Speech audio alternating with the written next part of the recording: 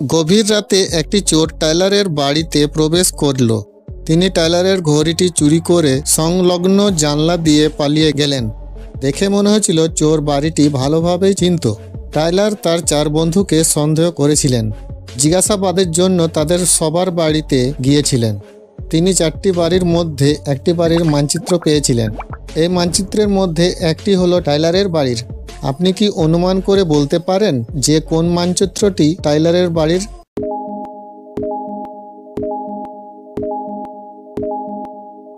দ্বিতীয় মানচিত্রটি টাইলারের বাড়ির। এটি টাইলারের বাড়ির মতো সামনে এবং পাশে জানালা রয়েছে। যদি আপনি গল্পগুলো পছন্দ করেন তো দয়া করে লাইক, সাবস্ক্রাইব করুন আর বেল আইকনটি প্রেস করবেন। আর হ্যাঁ, কমেন্ট করতে ভুলবেন না।